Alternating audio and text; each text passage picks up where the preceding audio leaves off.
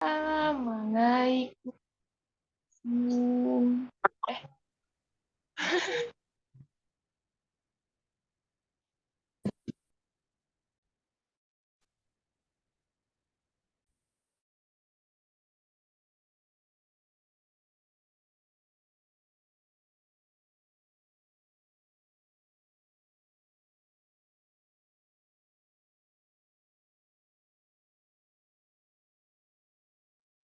Ayo, Pi, share screen, Pi.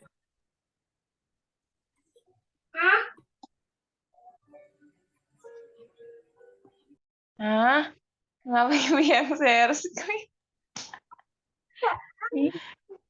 Kakak ngadi-ngadi apa gimana sih mabuk ya? Mabok ini sampel. Mabuk sampel. Alhamdulillah tadi asam benjoat tau kak. Beneran. Ini nilainya berapa, Pi? Iya. 98. Iya pasti segitu rata-rata. Alhamdulillah. Bener kan? Iya, nyengat banget dah sampai menyentuh hati. Orang tadi di lidah tuh kayak kritik-kritik-kritik gitu. Nggak percaya sih. Nah itu di lidah kakak, ibu bisa diawan, nggak bisa nyobain. Ih, meragukan. Malah itu yang pastinya karena itunya pirolisanya yang nyengat banget. Iya, penulisannya kayak Yuli langsung diisep dalam-dalam. Parah banget, aku aja dari jauh aja udah kecium. Dia langsung buka mata, isep juga dalam-dalam, ampun.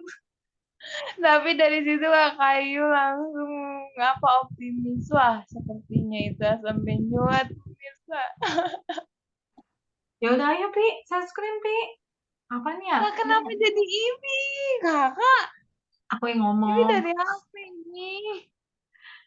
Bab itu, Pi. Dari apa? Bab Spektro, mana? spektro kemarin. Spektro. Belum motor lagi aku. Ya udah aku motor dulu deh.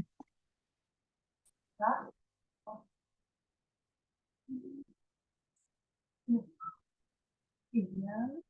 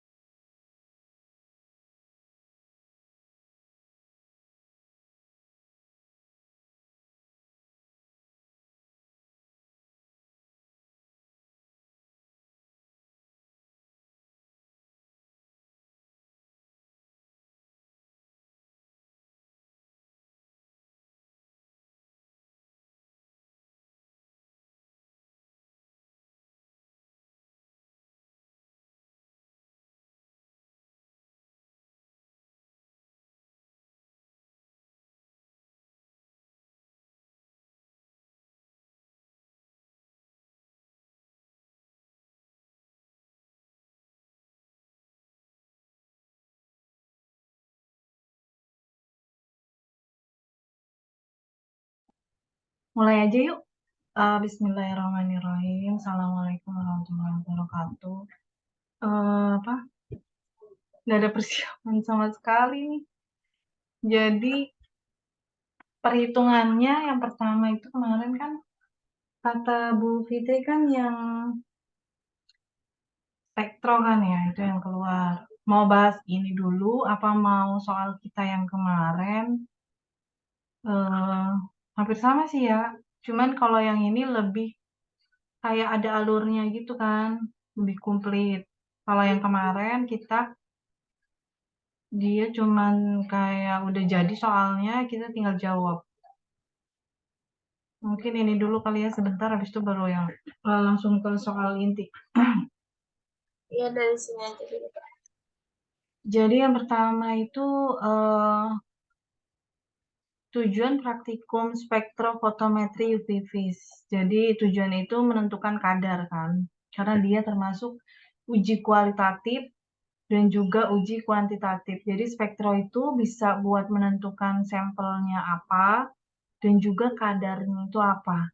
Makanya dia sering dipakai buat menentukan suatu sampel itu isinya apa sama kadarnya berapa.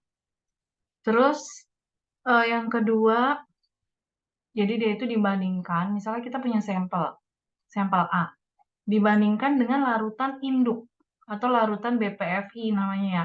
Baku pembanding BPFI, baku pembanding Farmakopeia Indonesia.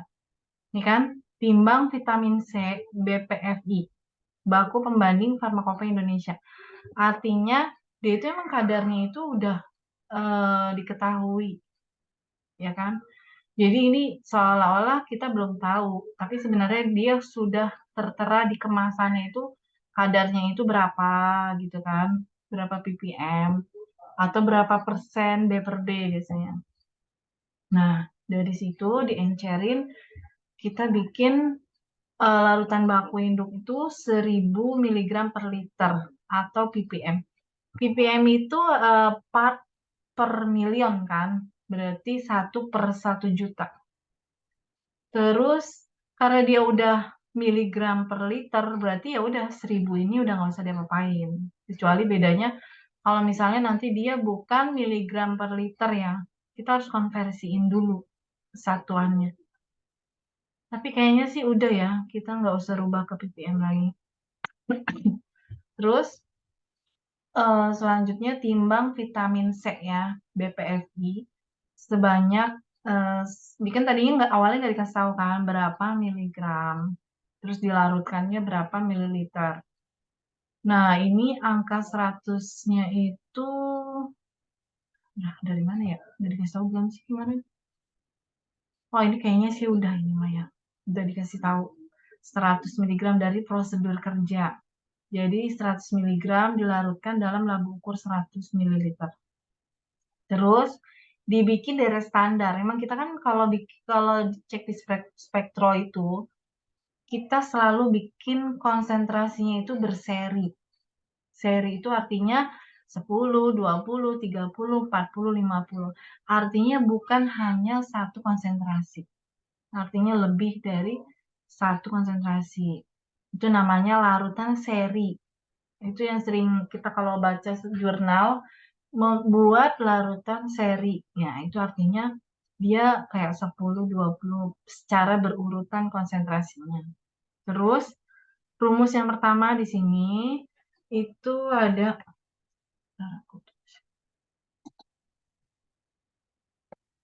udah kelihatan ya? Ini pulpennya. Jadi rumus yang pertama itu ada V1 dikali M1 sama dengan V2 dikali M2. V1 itu sebenarnya bisa kanan bisa kiri. Tapi kalau rumus ini yang diketahui yang sebelah kiri atau V1 M1. Tapi Bu Fitri juga kemarin nulisnya bisa dibolak-balik ya. Maksudnya kayak M1 kali V1 sama dengan M2 sama aja. Misalnya kayak gini rumusnya. Bu Fitri kemarin nulisnya segini. Ini sama aja karena ini kan kali, bukan bagi. Kalau misalnya dibagi, kalau kebalik angkanya itu kan fatal kan. Kalau ini kan kali, jadi bebas. Mau yang atas atau mau yang bawah. Terus, kalau dari rumus ini, V1 itu yang diketahui, M1 yang diketahui. Artinya yang ada di dalam soal. Kalau yang ini, yang kanan ini, V2, M2 itu yang diminta. Tapi sebenarnya pada intinya bebas mau V1 yang mana aja, yang penting rumusnya itu benar. Maksudnya masukin angkanya itu sesuai. Misalnya di sini dikasih taunya itu dia ingin membuat larutan 10 mg per liter, 10 ppm. Dari larutan bakunya 1000 ppm. Miligram per liter itu ppm ya berarti ya. Berapa mililiter larutan yang akan diambil jika laba ukurnya 100? Jadi nggak mungkin yang ditanya itu dua, pasti salah satu. Apa itu larutannya yang diambilnya berapa? Artinya itu pakai rumus ini, namanya rumus pengenceran. Bentar ya.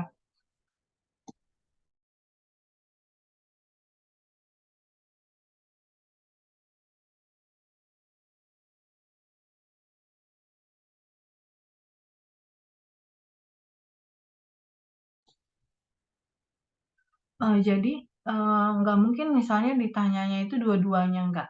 Pasti salah satu. Entah itu pengenceran kayak gini, yang diminta itu berapa banyak dari larutan baku induknya diambil atau dipipetnya berapa mili. Itu pertanyaan satu. Pertanyaan yang dua, laba ukur berapa yang diambil. Nah, dia dibuat larutannya berapa mili. Itu kan berarti misalnya dia ingin membuat larutan 200 mili. Kan nggak mungkin soalnya kan rata gitu aja 100 mili terus nggak mungkin. Pasti bisa jadi dia dirubah jadi laba ukur 250 atau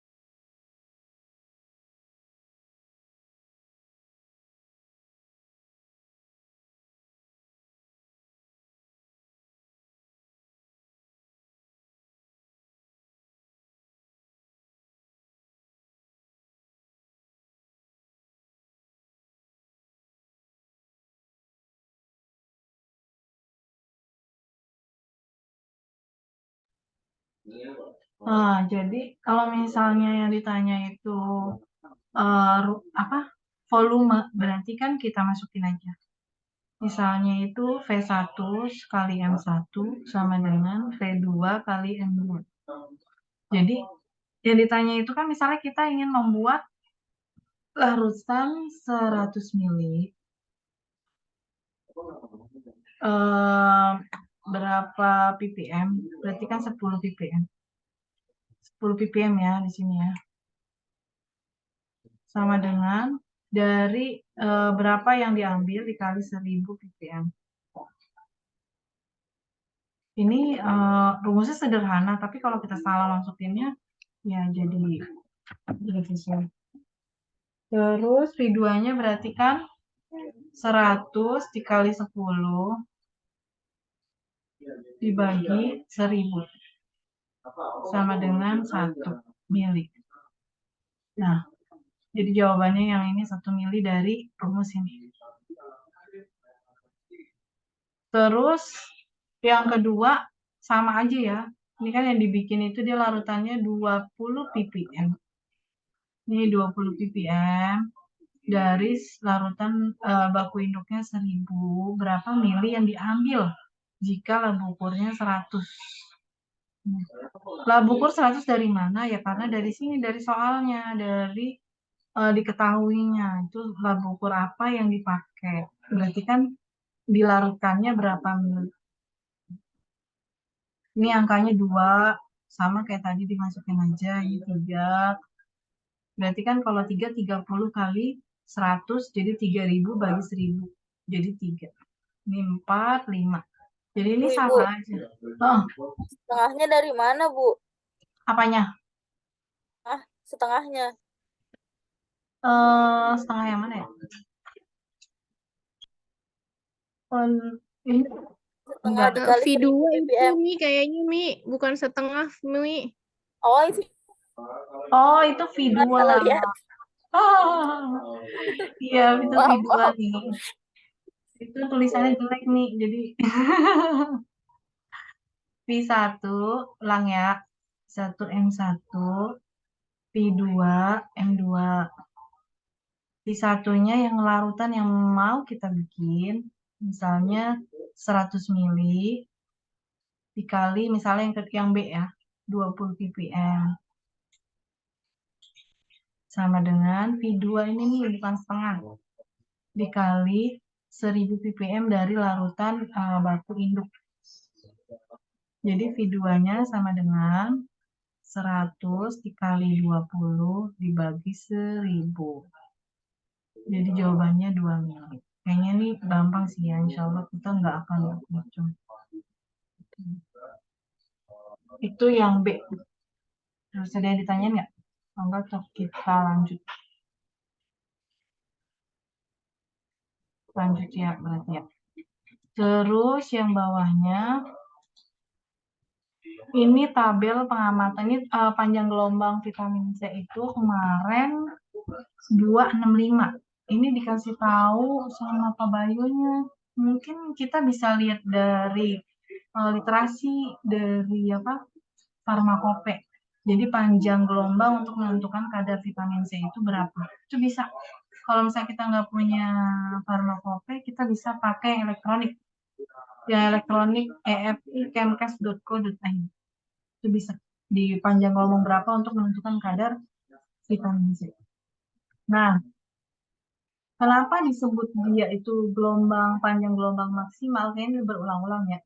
Disebut panjang gelombang maksimal itu karena nilai absorbansinya paling tinggi.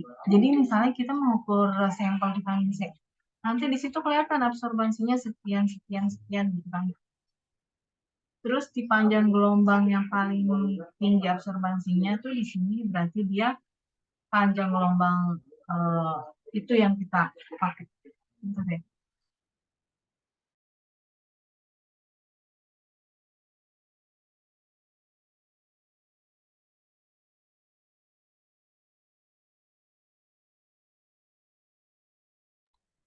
Nah, lanjut ya.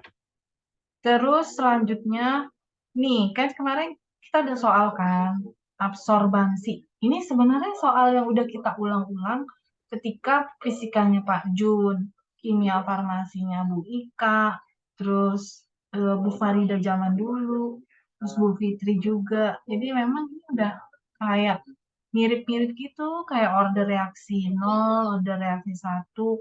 Jadi di mana ada konsentrasi sebagai sumbu X, absorbansinya sebagai sumbu Y. Apapun itu, misalnya ini sebelah kirinya, kalau Bu Ika itu kemarin, iya sama ya. Bu Ika itu konsentrasi sama absorbansi. Kalau Pak Jun, sini waktu sama absorbansi. Sebentar, sebentar.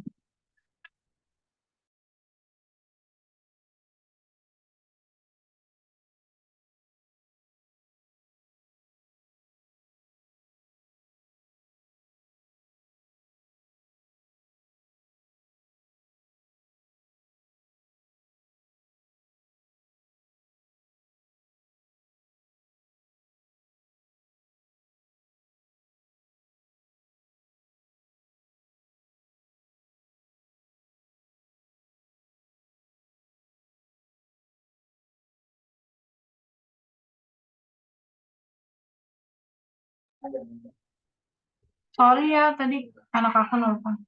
Jadi lanjut ya. Ini kan misalnya diketahui konsentrasi, terus ada absorbansi. Nah, ini bisa pakai kalkulator. Kalau misalnya absorbansinya udah ada. Kita tinggal nyari persamaan garis pakai kalkulator yang kemarin itu pakai cara yang start, masukin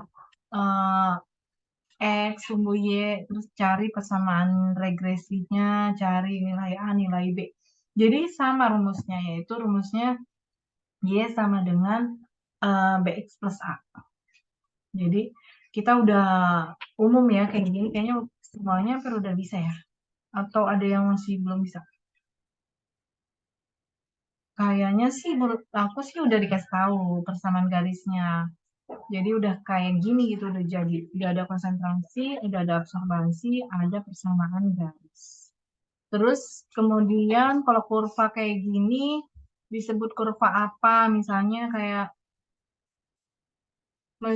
dia itu linear. Kalau linear itu biasanya itu eh, linear itu apa kemarinnya? Kalau di Pak Jun kan order 1, order 0. Tapi kalau di sini kayak dia itu pseudoplastis atau dia itu dilatan atau plastis. Nah, itu kita harus bisa ngebedain.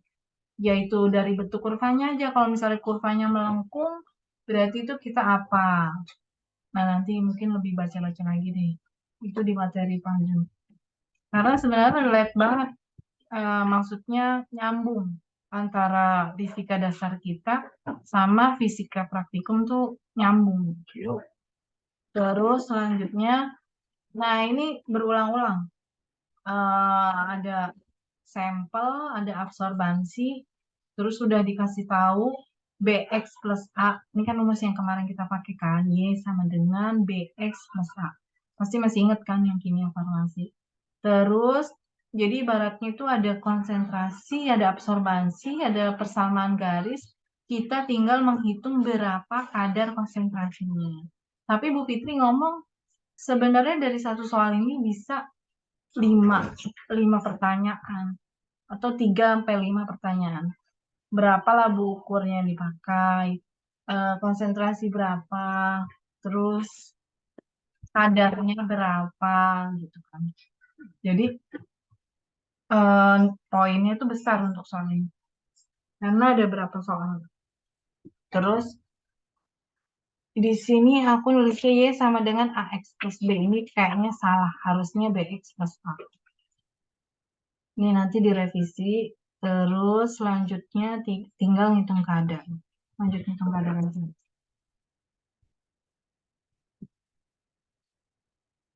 Jadi kan dari absorbansi yang ada di atas,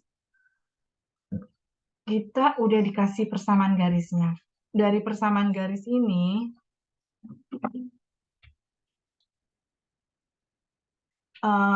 dari absorbasinya 2,770. Ini kan triple ya, berarti sama semua. Kalau misalnya nggak sama, kita harus cari rata-ratanya dulu. Tapi kalau udah sama kayak gini, nggak usah, kan udah sama persis. Jadi diketahui, sini ya.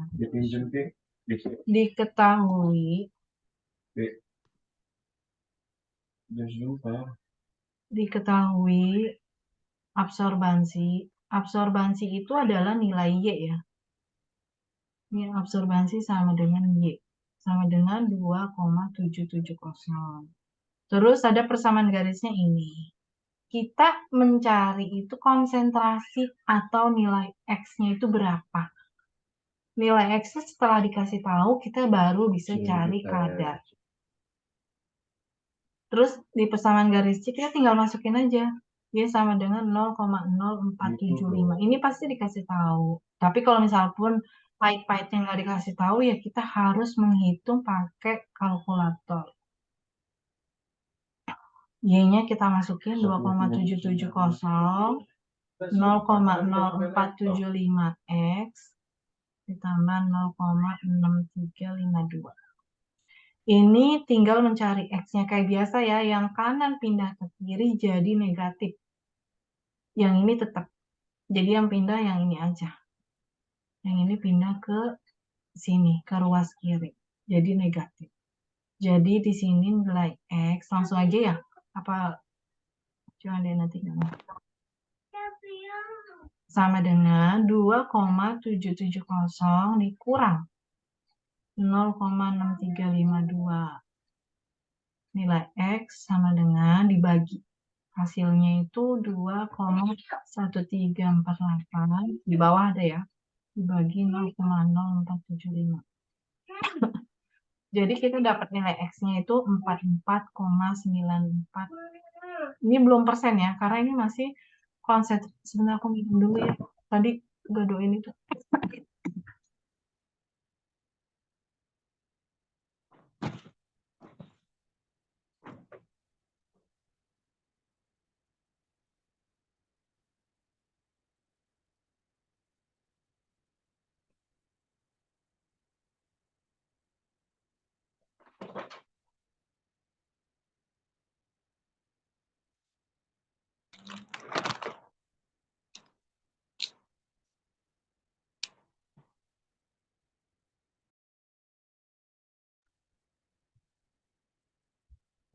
Jadi konsentrasi itu udah diketahui kan, nilai X-nya. Ini kita nggak lupa kan, yaitu adalah absorbansi. Kalau ini nilai B, ini nilai B, ini nilai A, yang X ini adalah konsentrasi. Jadi ini memang rumus persamaan garisnya ini akan kayak gini terus. Nah, itu di pelajaran matematika, fisika, praktikum, bahkan kimia pun juga sama. Artinya ya rumusnya begitu-gitu aja. Kitanya yang harus lebih kayak paham gitu. Yang ini aku revisi Ibu, salah. Ya, Ibu, heeh. kalau yang R kuadrat itu bisa nyari sendiri nggak, Bu? R kuadrat itu kan di kalkulator bisa, Mi. Kemarin kita cari nilai R, tapi ya, Mi, itu bukan R kuadrat, tapi nilai R doang. Artinya kita kalau mau cari R kuadrat harus dikalikan lagi. Kemarin itu di kalkulator itu ada pilihannya itu R, nilai B, sama nilai A. Kalau nilai B kan tinggal masukin aja, nilai A juga kan. Kalau R kuadrat artinya nilai R itu dia cuma misalnya kayak 0,0888 gitu kan. Nah, itu harus kita kalikan lagi nih. Karena itu baru Dikali 2 nilai. gitu, Bu. Iya, bukan kali 2. Dikalikan angka Oh, yang dikali. sama. Oke. Jadi R kuadrat. Kalau yang di kalkulator baru nilai R doang. 0,088 biasanya sekian-sekian. Terus kita kuadratin sendiri. Jadi hasilnya kayak 0,999. Jadi nggak bisa langsung nilai R itu langsung kita masukkan, harus dikalikan angka yang sama, jadi R kuadrat. Pertanyaan bagus ya, kemarin belum aku ini. Terus selanjutnya kan kita udah tahu nih nilai X-nya. X itu kan konsentrasi. Kita tinggal mencari kadar. Nah, ini udah paham ya sampai sini ya. Kalau dia nggak paham, tanya aja nggak apa-apa kan, kita juga santai gitu kan. Sekarang setelah dikasih tahu tadi konsentrasinya, nilai X-nya itu 44,94, kita mencari kadar. Kadar ini ada rumusnya. Nah, kalau bisa dihafalin. Rumus kadar itu, kalau tadi kan yang pertama V1M1 itu namanya rumus pengenceran. Yang kedua ini adalah rumus kadar. Rumus kadar itu si X yang ini yang kita cari tadi, X dikali faktor pengenceran, Fp ya namanya faktor pengenceran, dibagi konsentrasi larutan bakunya atau larutan induk dikali 100%. Si Fp ini, dia ada rumus lagi. Rumusnya Fp atau faktor pengenceran sama dengan labu ukur, volume labu ukur dibagi yang dipipet. Volume labu ukur, V ya, V labu ukur dibagi volume yang dipipet. Karena data yang 2,75, naik ke atas sedikit ya. Jadi kita harus tahu labu ukur berapa yang dipakai, volume yang dipipet itu berapa. Nih, absorbansi 2,770 ini kita ambil dari datanya kelompoknya Mala. Kelompoknya Mala itu adalah kelompok 5, yaitu konsentrasinya 50 ppm. Terus volume labu ukur yang awal-awal yang kita ambil itu 5 mili. Kan 50 ppm ini kan masih data mentah. Terus kita hitung V1 M1, V2 M2. Bentar ya.